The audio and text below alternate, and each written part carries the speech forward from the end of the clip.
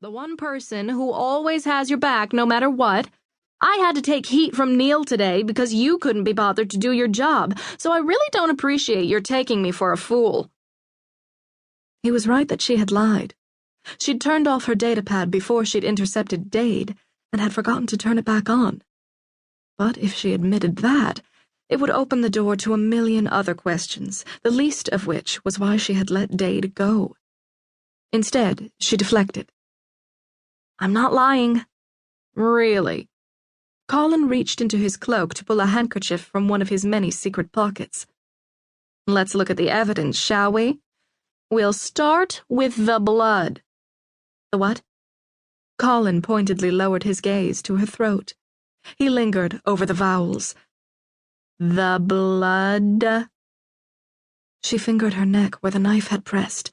It felt wet, and when she pulled her hand away, her fingertips were stained. Arden sighed. She should have realized. How badly had meeting Dade thrown her off? She snagged the handkerchief from him and blotted. "It's just a scratch." Colin took hold of her chin, turning her face to get a better look. "It's not deep. It won't even need a med kit." He released his fingers, but his gaze never left her. She turned away from the intensity of his stare. There was nowhere to go on the crowded platform, no way to change the subject or distance herself while she thought up an excuse. The commuters at her back felt like a living thing as they pushed her forward. It didn't help that Colin looked at her with suspicion and distrust, something she couldn't recall him ever doing. Her shoulders deflated. "Neil's gonna freak." He smirked as if the thought of her brother losing it amused him. Yet the distrust in his gaze didn't lessen. "I doubt he'll notice." Colin's lips pressed together, and he raised an eyebrow. Okay, yes, she didn't believe that either. No matter how drugged up Neil was, he'd notice. The anticipation of that discussion started a churning in her stomach. "What happened? And this time I'd like the truth." The steel in his voice let Arden know that she hadn't been forgiven yet. She blew out a breath. "Seriously, it was nothing. I had some FaceTime with a Solazin, no biggie." "No one should have gotten close enough to cut you, especially a siskin. Unless you wanted him in your space." He paused, as if waiting for his words to register. Then his head tilted and he looked at her shrewdly. "There can be only one explanation." "What's that?"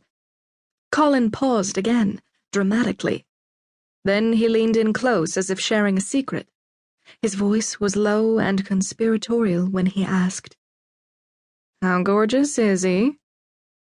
Arden glared, wanting to kick him, hating that he could read her so easily. Dade had been breathtaking.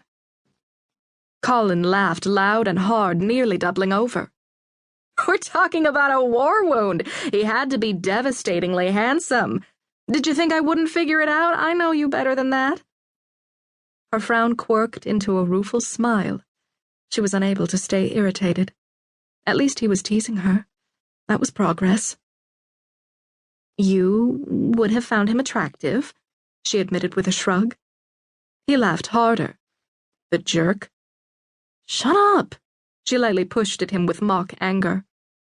"How'd he get so close to your neck, You must be into some kinky stuff," Colin said between heaving laughs. "If he was that amazing, I hope you gave him my number." Arden rolled her eyes. "You wish." Colin cleared his throat a few times, getting himself back under control. He then let out a long, suffering sigh that she knew was 100% fake. "Keep your secrets, if you must. But please be aware that when you fail to show when you're supposed to, my mind begins to run through every disastrous scenario." His tone fell flat, as had his expression. The guilt felt suffocating. She swallowed against it. "I'm sorry." He acknowledged her apology with a dismissive wave. "What's done is done. Please don't do it again." "Agreed," Arden nodded, happy to let it go. The train arrived and a ding sounded before the doors dissolved.